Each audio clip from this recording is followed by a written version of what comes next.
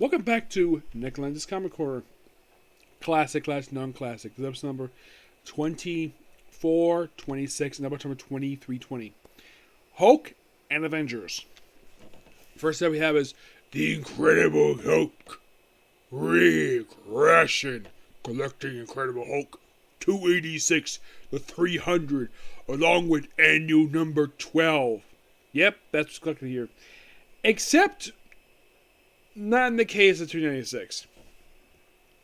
You see, in the case of 296, this is kind of weird when it comes to this book. They don't collect the whole issue. It's more like some pages are cut out here. There is a reason why. 296 features an appearance by Rom the Space Knight. And Marvel decided to cut out any page that featured him in this issue, so we have sort of an incomplete issue published here for 296. But here's the strange thing, though. I did hear recently Marvel can reprint Rom's stories from this period of time. Yep. They just recently, I think in the last month or two, they just got the license to publish reprinted material for Rom.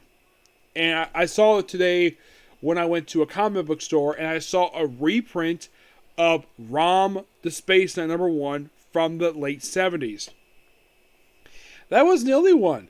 They also had a reprint of Micronauts. I'm like, that's interesting. Maybe they got license to publish on that.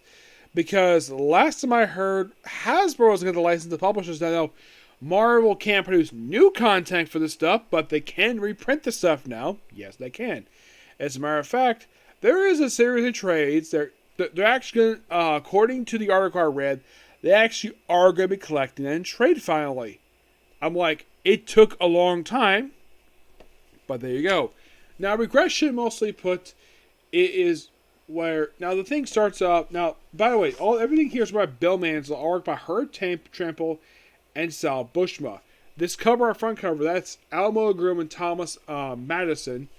This back cover is Frank Giorgio and Antonio Biba. First, we have A number 12. They mostly put Hulk has been pardoned by the U.S. government for his crime, for the Hulk stuff. So, She-Hulk is kind of here too. I think it's She-Hulk. Where, actually some alien who looks like She-Hulk. Yeah, so, Hulk, Bruce Banner steps in, and basically he's got a new life now. The whole thing with Hulk has been suppressed.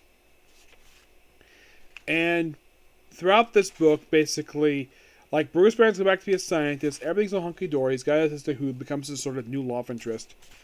And that's kind of really the story of this whole thing. And throughout this, we all see MODOK. I think this is where MODOK made his debut, if I'm not mistaken. Either was this book or Iron Man. Let me take a look here.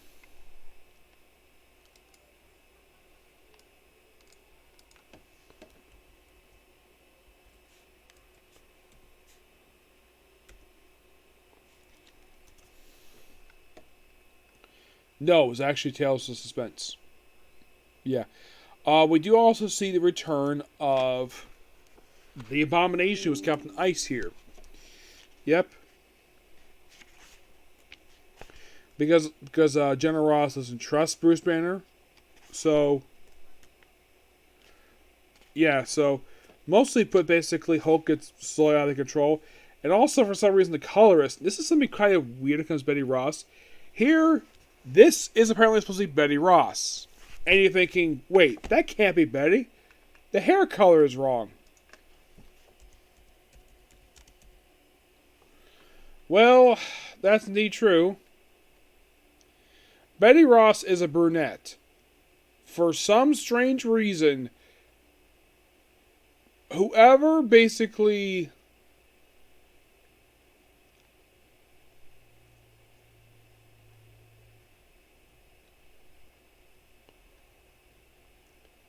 it just that they kept changing her hair color. Like, normally she's depicted as a brunette, but for some reason in these issues she's depicted as a blonde. I don't know why. Oh yeah, we all see Mo Dem.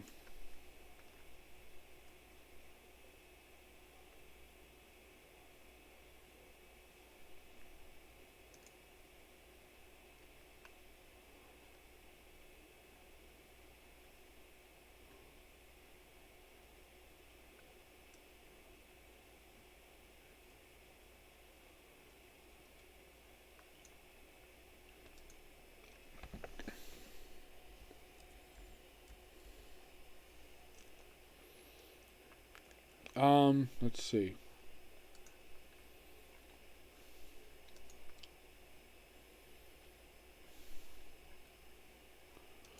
Yeah, Mo Dem. This is not her first appearance.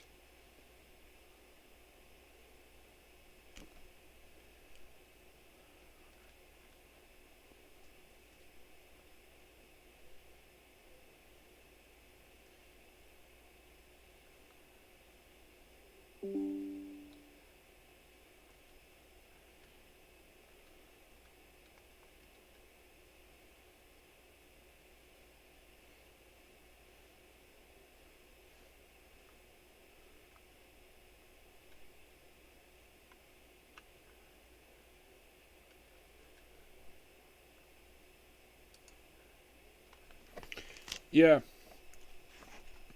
really fun here. Also, and the Senti takes over for an issue. Yes, and the Senti.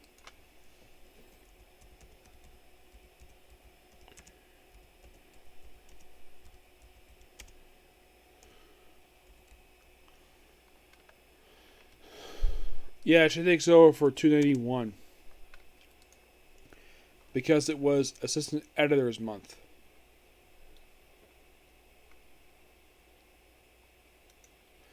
The one in this issue, the one who is Mo Dem, is actually Kate Oldstrong. Mm-hmm.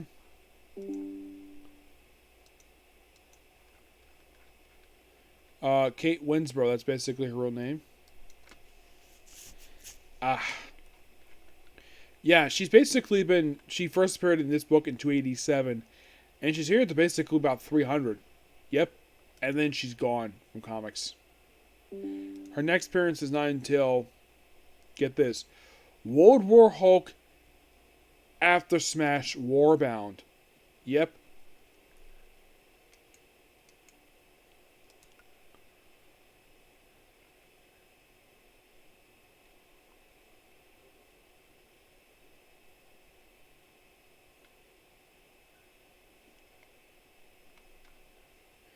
Yeah. So the whole thing was just, it's just basically a wacky stuff, but it's mostly, this one's actually pretty good because it focuses on General Ross. Because normally a Sister Editors Month is like the wacky issues, and this book surprisingly was not wacky. Which that's normally what happens here, but this one, no, it's just really good. Oh, and here's something really weird though that you might be surprised about. For some reason, Ann Nocenti is a character in the Marvel comics. Yes, apparently she first appeared in Avengers 215, and the last issue that she appears in was actually an issue of a comic she wrote. Long shot. Yes, seriously. So yeah, they basically reveal her or is back. Basically, it's Bill Manslow, but damn, this story was really good. I thoroughly enjoyed this. Yep. This was a really fun book. Thoroughly enjoyable for what it is.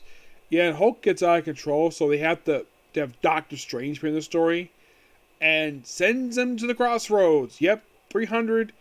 It's basically in the way it's a prologue into the crossroads storyline. Well, 299 is kind of the start of this, and we lead into 300, which is the end of not Bill Manslow's run. Oh no. But this book is just really, really good. I thoroughly enjoy this. I give this book a 10 out of 10. It's just that good. Now, if you're really curious, is 300 the last issue that Bill Manslow does with the series?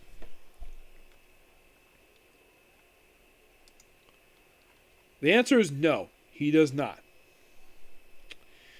If you're really curious, when does Bill Manslow finally leave the book?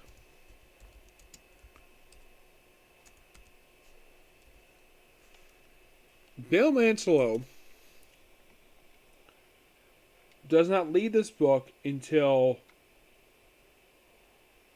313. So basically, with next Epic Collection will be the finale for his run. Yep, sadly. And the person who plays him on this book would be John Byrne. Yeah, that next story arc, the crossover storyline, that would end a 5-year run of this book. And this was non-stop. And this one has been really good. I've been thoroughly enjoying this. Alright, next up we have is The Absolute Vision, Book 1. This one does collect a bunch of comics here.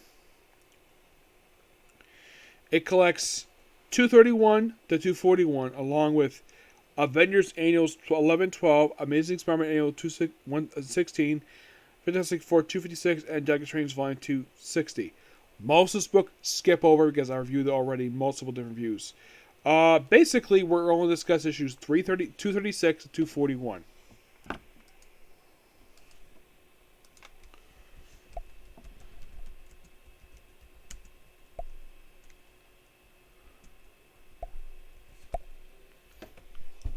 Now, 236 mostly put is Spider-Man trying to join the Avengers.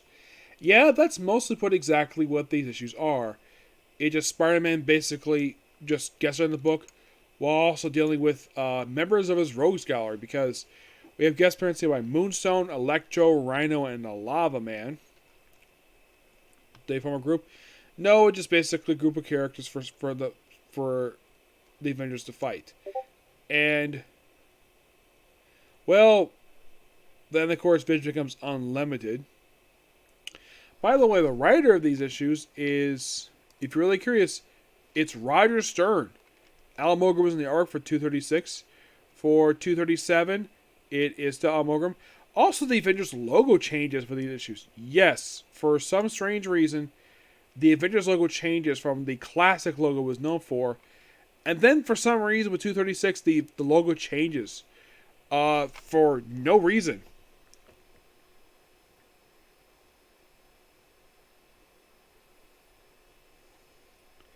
Yeah. So apparently after 235,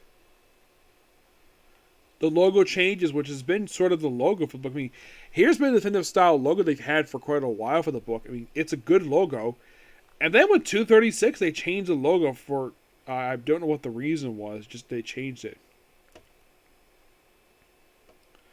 Yeah, 235 was last time we see that logo.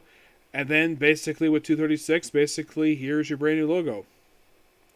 Yep, and that's your logo for a little while. Yep. Now, Spider-Man becomes a reservist member of the team. Yes, that's most of what he comes.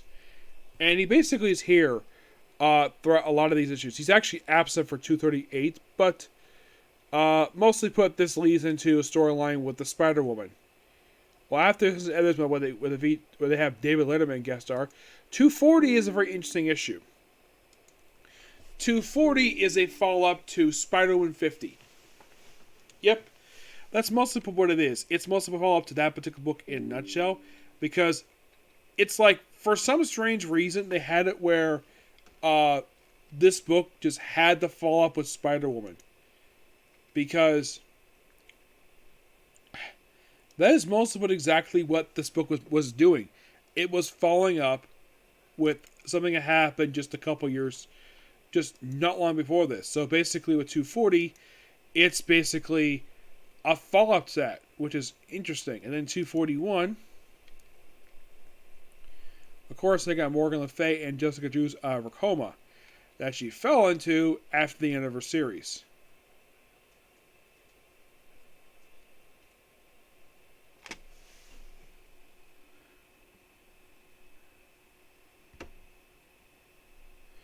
Yeah, and Jessica Drew mostly put basically was semi-retired from being.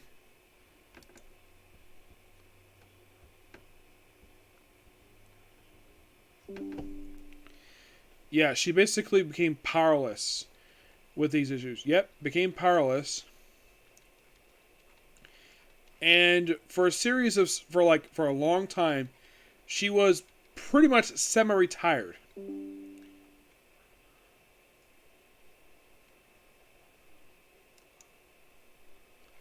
Yeah, because that's pretty much what they did with the character. They pretty much kind of retired her and mostly put her appearances were sporadic. Mm-hmm. Yep, that's mostly what she was there for. Yeah, at one point she became a supporting character in Wolverine for a while.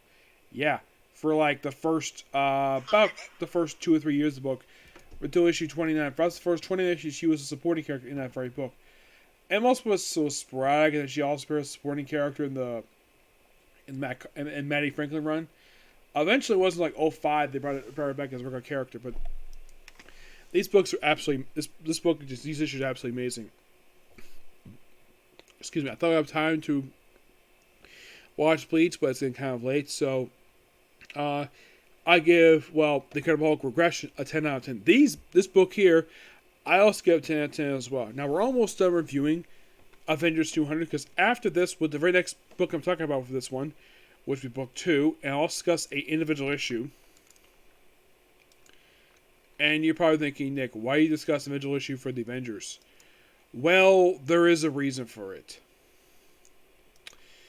Because it's an issue that was skipped in the Epic Collections. Yes, they skipped it. I don't know exactly the reason for it, but that's pretty much what they did. Because the book I read,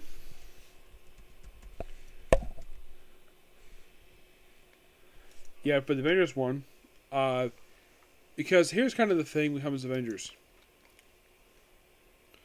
Because, they skipped 2 issues. Because the absolute Avengers books for the Absolute Vision Book 2 stops at issue 254. I'm actually covering 2 issues. So when I cover that book, I'm going to also cover issues 262 and 263. The reason? Because even though that Once Future King does collect those 2 issues, but was collect the Epic Collection, so I'm going to be covering that there. And then pretty much basically, when I finish covering that, I will move on to discussing Judgment Day trade. Yep. Because as of right now, once I finish up next month for this book, along with those 2 individual issues and Epic Collection Volume 17-18, I will be effectively done reviewing Avengers. Because Avengers at that point will be completely up to date.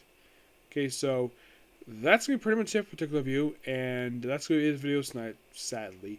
So, tomorrow, I hope we get a chance to review some stuff. Now, will we Doctor Who review tomorrow? Yes, definitely. There will be no One Piece tomorrow. We'll be reviewing the new chapter of the manga, but no new episode tomorrow. So, expect 3 anime. The first will be Bleach, then Jujutsu Kaisen. Actually, of the 3, I think I'll do Rising Shihiro first, and I'll do Bleach, then Jujutsu Kaisen. Well, it depends on what order I'm going to do. I'm probably going to do Bleach first, because that's the one that's getting close to wrap up. Do that one first. Then Jujutsu Kaisen, and I'll wrap up with Rising Shihiro. Okay, next video. Bye.